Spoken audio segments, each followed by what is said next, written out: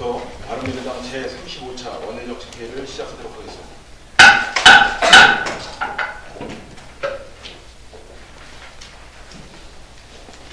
5.18 민주화운동을 모욕하고 역사적 본질을 부정한 의원 3인에 대해 자유한국당이 뒤늦게 징계 절차에 들어갔다고 합니다. 이미 지난 월요일에 바른미래당을 비롯한 여야 사당은 이들을 윤리위에 제소한 바가 있습니다. 바른미래당은 대한민국 민주주의를 부정하는 파렴치한 망언들이 완전하게 퇴출되도록 앞장설 것입니다. 국회의원으로서 분분을 망각한 이들에게 강력한 징계가 내려질 수 있도록 최선의 노력을 다할 것을 밝힙니다.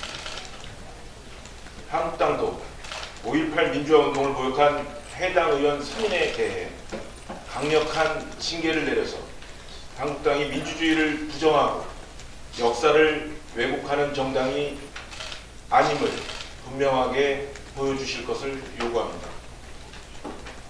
이와 아울러 민주당의 국회 운영에 대한 자세를 지적하지 않을 수 없습니다. 민주당은 자신들에게 불리한 현안들이 있을 때는 1월 임시국회가 열려 있음에도 불구하고 나타나고 있지 않다가 이번 일이 벌어지자 일제히 국회에 모여서 목소리를 높이기 시작했습니다. 임시국회 소집을 외면하고 있다가 민생과 경제를 내팽개치고 있다가도 상대를 공격할 일이 생기자 그때서야 국회에 나타난 것입니다. 1월 고용동향에서 실업자가 122만 4천 명으로 나타나 1월 기준으로 19년 만에 최대치를 기록했습니다. 취업자 수의 증가도 심각한 수준입니다. 이는 문재인 정부의 경제 정책 실패가 초래한 것입니다. 민주당은 이럴 때일수록 여당으로서 더욱더 높은 책임의식을 갖고 국회에서 민생과 경제에 전념했어야 했습니다. 민주당은 1월 임시국회에 조속히 참여해 여당으로서 그 의무와 역할을 다해줄 것을 요청합니다.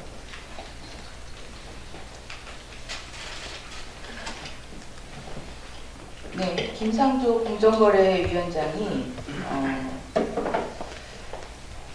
유선주 공정거래위원회 국장에 대해서 담합 사건에 연루된 대기업을 봐줬다는 의혹을 제기하며 검찰에 고발했습니다. 참으로 의아하지 않을 수 없습니다.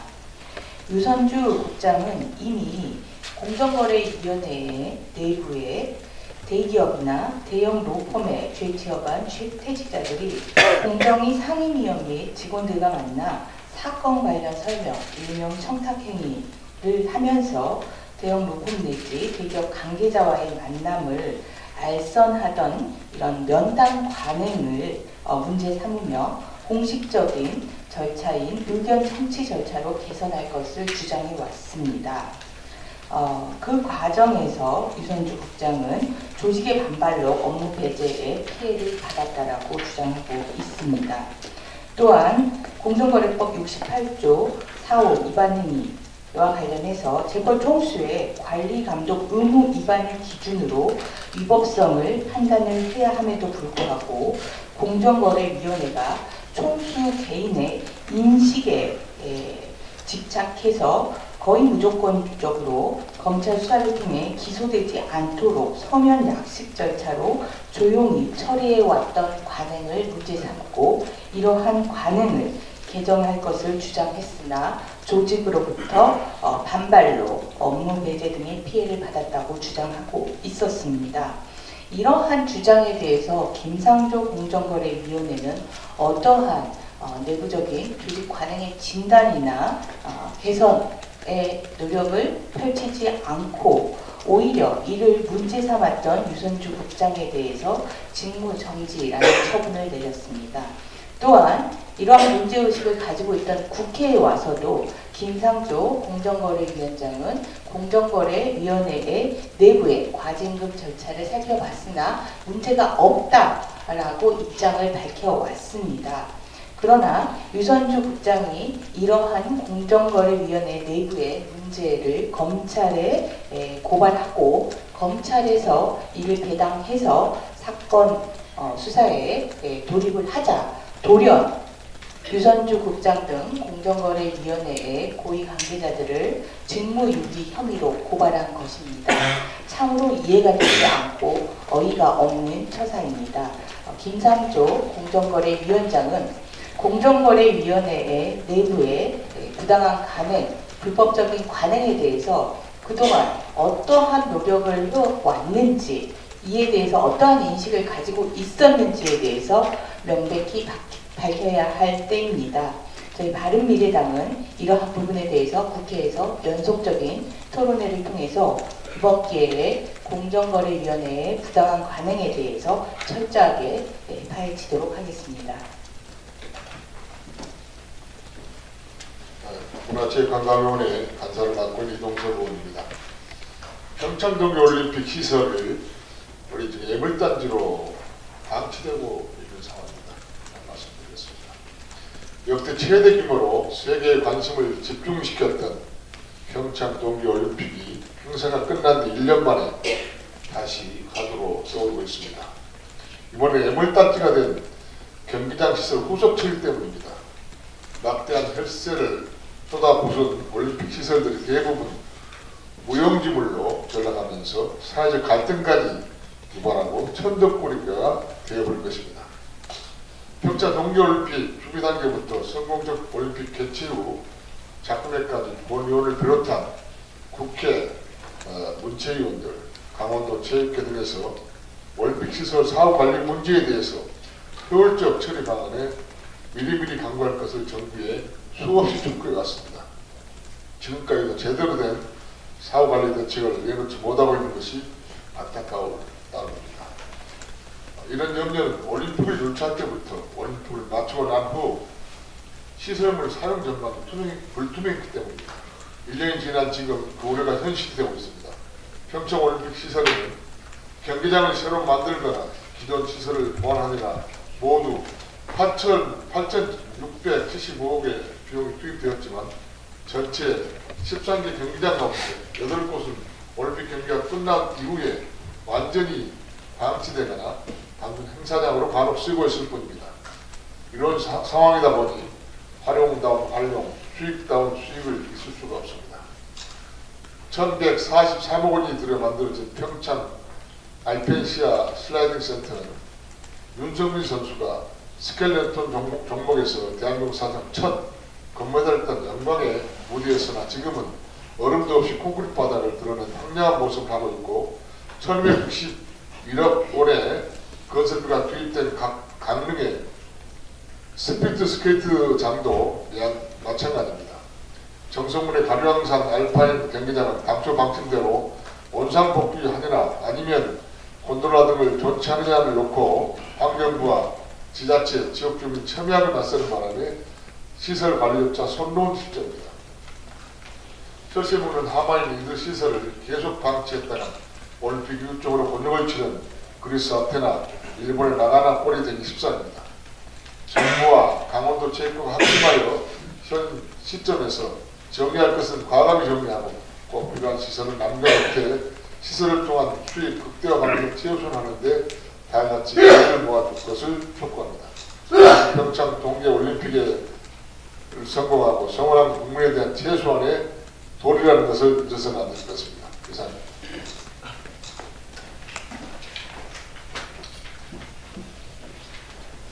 네, 최대강원입니다. 정부 부처 칸막이 때문에 소비자 안전 위험이 심각한 점에 대해서 말씀을 드리겠습니다. 어제 한국소비자원은 안전의 위험이 되어 해외에서 리콜된 제품들이 국내에서 버젓이 유통되고 있다고 밝혔습니다.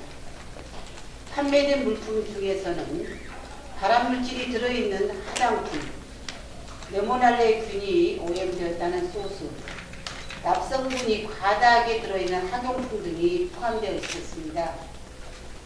해외에서 리콜된 제품이 어떻게 수입될 수 있었냐고 문의하자 소비자원은 수입과 통과하는 관세청 관할이라며 책임을 떠넘겼고 관세청은 우리나라는 수입 기준이 다르다며 식약처와 국가표준원이 검토해야 한다고 다시 넘겼습니다. 식품안전의 주무부처인 식약처는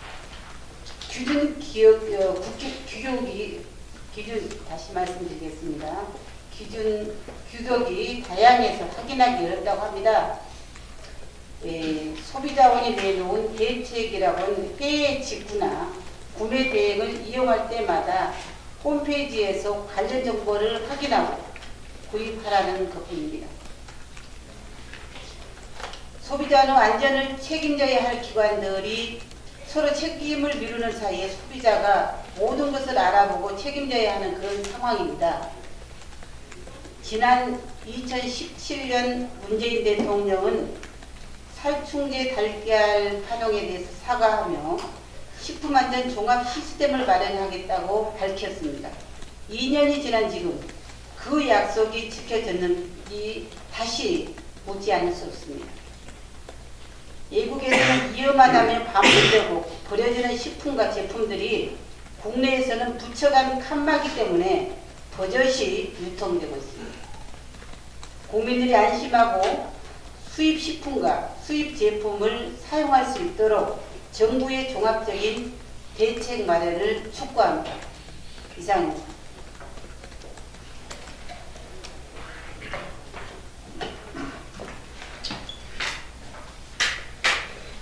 세금 문제에 대해서 말씀드리겠습니다.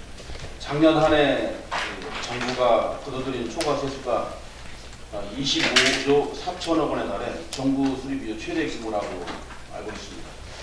세계 잉여금도 13조 원으로 4년 연속 흑자를 기록했습니다. 반대로 잘 아시는 대로 우리 가계경제, 서민 주머니 사정은 최악으로 치닫고 있습니다. 여러분도 인정하시다시피 설 연휴 동안 우리들이 체감한 민심은 그야말로 빙하기를 접어들었는데 동시에 또 가계경제는 쪼그라들고 있는데 정부 고가는 차고 넘치고 있습니다. 서민 후주머니 털어서 나라 고가를 채우는 건 아닌지 심히 우려하지 않을 수 없습니다. 세금을 거두는 데 유능한 정부보다는 세금을 효과적으로 잘 쓰는 유익한 정부가 되어야 합니다. 정부의 깜깜이 세수 추계를 걱정하지 않을 수 없습니다. 정부는 세수 펑크 이후 보수적으로 세수를 추계한다고 하지만 초과 세수는 작년까지 최근 3년 연속 반복되고 있습니다. 이 같은 맥락에서 지난해 국회 예산안 시정연설에서 문재인 대통령은 이렇게 얘기했습니다. 2년 연속 초과 세수가 20조 원이 넘었음에도 늘어난 국세 수입을 경기 회복을 위해 충분히 활용하지 못한 아쉬움이 있다고 언급하며 재정 운영의 문제점을 스스로 인정한 바 있습니다. 일각에서는 문재인 정부의 그 소득주도 성장을 두고 세금주도 역성장이라고까지 하고 있습니다. 그 세금, 귀중한 세금을 단기 일자리 창출에 급급하고 그러다 보니까 자칫하면 남미의 베네수엘라, 아르헨티나, 남유럽의 그리스와 같은 어려운 상황으로 치닫지 않을까 심히 우려하지 않을 수 없습니다. 실제 세금으로 인해서 서민 지갑이 더욱 얇아지고 있고요. 가계경제 침체, 고용위축 등 경기 불황이 계속되고 있는 상황에서 이 정부의 예측 실패는 결국에는 국민들한테 고통으로 귀결될 수밖에 없다고 생각하기에 문재인 정부는 소득주도 성장 정책에 대해서 다시 한번 재검토하기를 정말 간곡하게 부탁을 드립니다. 이상입니다. 어제 통계청 발표 1월 실업률이 4.5%로 9년 만에 최악의 상태입니다. 여기에 더해서 청년 실업률은 그 2배인 8.9%, 3년 만에 가장 높은 수치입니다. 체감 실업률이 약 23%니까 청년 4명 중에 1명은 지금 실업 상태라는 말입니다. 최근 SNS에서는 본사 직영 편의점 알바생이 하루 10시간 근무에 야간 수당과 주휴 수당을 받으며 일을 해서 306만 원의 한 달 알바비를 벌었다라며 통장 사진을 공개해서 떠들썩합니다. 댓글에서는 본사 대졸 신입보다 더 많이 받을 것이라는 댓글부터 대학 졸업이고 뭐고 기술 배울 필요가 없겠다라는 반응이 대부분이었습니다. 306만 원이 찍힌 계좌 사진을 보면서 다른 청년들은 무엇을 생각할까요? 306만 원을 받은 알바생은 본사 직영이라서 주유수당 같은 것을 받지만 일반 편의점이나 일반 아르바이트에서는 꿈도 꾸지 못할 일입니다. 사장님이 쪼개기 근무를 시켜서 주유수당을 피해서 가버리는 것이 대부분이기 때문입니다. 분명 청년 취업시장이 정상 궤도를 벗어났다고 할 수 있을 것입니다. 현금 대지해 기해년을 최악의 실업률을 시작했습니다. 급격한 최저임금 인상이라는 무능한 경제 정책으로 인한 고공실업률을 바로 잡아야 합니다. 청년의 삶이 풍요로운 황금 대지해를 만들고자 한다면 하루빨리 정부 여당은 잘못을 바로잡기를 바랍니다. 이상입니다.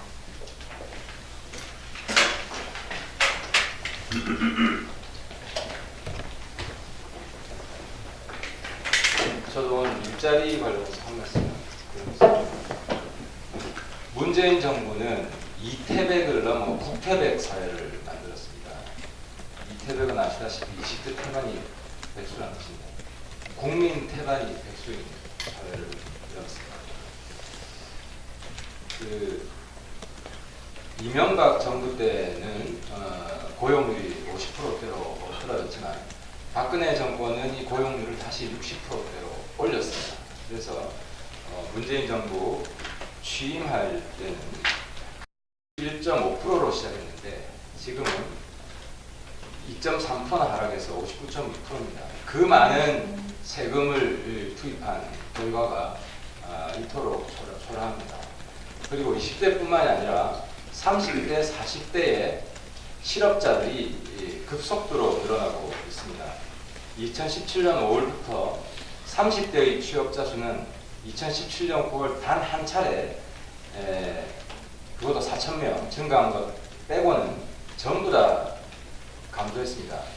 그리고 2009년 1월 기준으로 전년 동월 대비 12만 6천 명이나 감소했습니다. 40대의 경우는 더 심각합니다. 2017년 5월에 5만 9천 명에서 2019년 1월에는 16만 6천 명이나 취업자 수가 감소했습니다. 특히 문재인 정부 21개월간 단 한 차례도 취업자 수가 전년 동월 대비해서 증가한 적이 없습니다. 심각한 상황입니다. 말 그대로 고용 재앙인 상황입니다. 가장 큰 이유는 문재인 정부의 오락가락하는 정책 때문이었습니다. 어제도 말씀드렸지만 임대료 줄이겠다고 했다가 다시 공시지가 현실화시켜서 임대료 올려놓고 규제 줄이겠다고 했다가 또 다른 쪽에서는 규제 늘리고 하니까 기업들이 투자를 못하는 겁니다. 거기다가 민노총 이걸 잡지 않으면 투자 절대로 늘어나지 않습니다. 그럼에도 불구하고 문재인 정부는 김정은 정권과 민노총만을 위해서 계속 정책들을 펴왔습니다. 이런 민노총과의 공동정권이라는 인식을 그대로 유지하고 있는 상황에서는 결코 일자리 늘어나지 않을 것입니다. 국민 태반이 백수인 이런 사회로 우리 사회가 대한민국이 추락하고 있다는 것에 대해서 문재인 대통령은 심각한 자성을 해야 될 것입니다.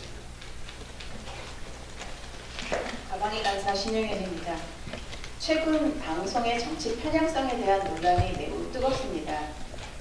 특히 교통방송 김어준의 뉴스공장의 경우에는 교통 전문 채널에서 정치 시사 프로그램 편성 자체가 적절하지 못하다는 일부 비판에도 불구하고 노골적인 편향 방송을 지속하고 있어 편파성 논란의 중심에 있습니다. 이런 와중에 서울시는 TBS 방송재단 설립 계획안을 방송통신위원회에 제출해서 독립범위나 추진에 나서고 있습니다. 하지만 독립범인이 될 경우 공공성이 담보되기보다는 오히려 정치 편향 방송 제작이 가능해지고 이를 제지할 수단이 없어지지 않을까 우려하는 목소리가 큽니다. 서울시는 TBS의 정치 편향 프로그램에 대한 비판을 겸허하게 받아들이고 정치 프로그램 배제 등 프로그램 편성 조정 등을 포함해서 TBS 독립법인화 계획을 재검토해야 합니다. 방송은 다른 어떤 분야보다도 더 공정하고 객관적이어야 합니다. 저는 방송 사업자가 국민 여론에 큰 영향을 미칠 수 있다는 점을 고려해서 대표자의 정치적 중립을 담보할 수 있도록 규정한 방송법 개정안을 준비 중입니다. 방송 채널 사용 사업자의 대표자 결격 사유에 당원 신분, 선출직 공직, 대통령 선거방송 통신 등에 대한 자문 고문 활동의 종료일로부터 3년이 경과되지 않은 것을 추가해서 방송의 공공성과 공정성을 제고하려고 합니다. 국민의 여론을 왜곡하고 공공재인 전파를 이용해 편향적인 보도를 일삼는 방송은 퇴출되어야 마땅합니다. 바른미래당은 방송 공정성 강화 대안을 마련하고 국민이 신뢰할 수 있는 미디어 환경 마련에 힘쓰겠습니다. 한 가지만 더 말씀드리겠습니다. 어제 국가핵융합연구소는 한국의 인공태양이라고 불리는 핵융합로 K-스타의 섭씨 1억도 초고온 달성과 1.5초간 초고온 플라즈마 유지의 성공을 발표했습니다. 이번 성과는 핵융합 분야의 후발주자였던 대한민국이 미국, 중국, 일본에 앞서는 획기적인 전환점이자 핵융합 연구에 더욱 가속도가 붙는 계기가 될 것으로 기대합니다. 또한 장기적 관점에서 미래 에너지로 각광받는 핵융합 분야의 선제적인 경쟁력을 갖추게 됨으로써 대한민국 경제의 새로운 성장 동력도 될 수 있습니다. 지난 10년간의 노력으로 성취한 이번 결과는 대한민국 과학계의 저력을 보여준 것으로 과학기술인 출신 국회의원으로서 매우 자랑스럽게 생각합니다. 상용화로 이어지기까지는 연구와 개발이 더 필요한 만큼 정부는 핵심 인재 양성 및 산업 기반 확충 등의 정책적 지원과 투자에 힘써주길 바랍니다. 과학기술을 통한 대한민국의 발전을 이루는 길에 바른미래당 또한 초당적으로 협력할 것입니다. 감사합니다.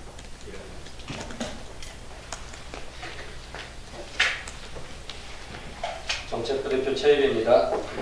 어제 법원이 윤창호 씨 사망 사건의 가해자에게 엄중한 처벌이 불가피하다라고 하면서도 징역 6년을 선고하는 데 그쳤습니다.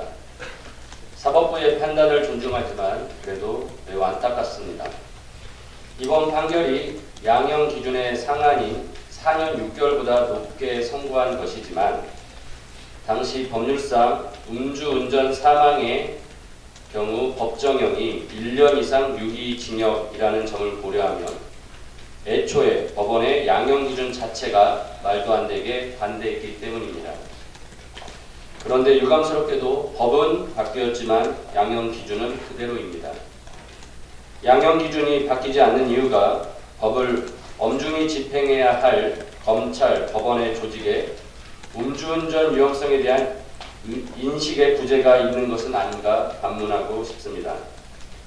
음주운전 사고로 인한 꽃다운 청년의 죽음이 사회의 문제가 되었는데도 현직 판사와 검사들의 음주운전이 연이어 적발되고 있습니다. 검찰에서는 불과 나흘 간격으로 같은 검찰청 소속 검사들이 음주운전으로 적발되는가 하면 지난달 법원은 음주운전으로 벌금 100만 원 처분을 받은 현직 부장 판사에 대해 감봉 1개월의 징계에 그쳤습니다. 법과 정의를 수호하기 위해서 사법부, 검찰부터 관용과 예외 없이 자신들에게 가장 엄격해야 할 것을 요구합니다. 또한 법원은 양형 기준의 근본적인 재검토에 즉시 착수해야 합니다. 문제가 있는 음주운전 양형 기준의 개정을 시급히 하고 다른 범죄도 국민의 눈높이에 맞지 않는 부분이 있다면 바로 잡아야 할 것입니다. 끝으로 검찰이 항고한다고 하니 항소심에서 법률과 사회적 인식에 부합하는 판결이 내려지기를 기대합니다. 감사합니다.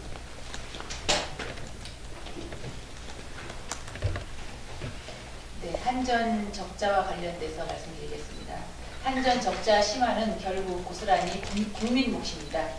12일 한전이 작성한 2019년 재무위기 비상경영 추진 계획에 따르면 한전은 올해 2조 4천억 원의 영업적자와 1조 9천억 원의 단기 손실을 예상했습니다. 한전은 경영 악화의 원인으로 원전 안전성 강화와 신재생 에너지 공급 의무화 제도 등 환경 비용 증가가 주 요인이라고 밝혔습니다. 한전은 불과 몇 년 전만 해도 4, 5조 원의 이익을 내던 국내 최대 공기업입니다. 하지만 공교롭게도 현 정부 들어서 적자로 돌아섰습니다. 한전의 적자가 에너지 전환과는 전혀 상관없다는 게 정부의 설명이지만 우선 원전 이용률이 지난 2년간 10% 넘게 낮아졌습니다. 원전 이용률이 1%만 낮아져도 한전의 전력 구입비는 2,000억 원이나 늘어납니다. 또 발전 회사들의 신재생 에너지 의무 이행 비용이 매년 수천억 원씩 늘어난 것 또한 한전 적자의 주요한 요인 중 하나입니다. 에너지 전환과는 결코 무관하다고 할 수 없습니다. 과거 MB정부 때도 한전은 5년 연속 적자를 기록한 적이 있습니다. 당시에는 고유가 상황에서도 국민과 산업체 부담을 이유로 전기요금을 올리지 않다 보니 적자가 누적됐습니다. 하지만 그 부담은 고스란히 다음 정부에 반영이 돼서 큰 폭으로 전기요금이 올랐습니다. 어제 저희 의원실과 바른미래연구원이 주최한 토론회에서도 한 국책연구원 박사께서 에너지 전환으로 2030년까지 최소 20% 이상 전기요금 상승 요인이 발생하고 그 부담은 현 정부가 아닌 다음 정부로 전가될 수밖에 없다고 지적했습니다. 문재인 정부는 지금이라도 에너지 전환에 따른 전기요금 인상에 대해서 솔직히 국민들에게 밝히고 전기요금 체계를 개편해서 다음 정부로의 부담 전가를 막아야 합니다. 네. 더 이상 발언하실 의원님들이 없으시면 비공개로 전환하도록 하겠습니다. 언론 여러분들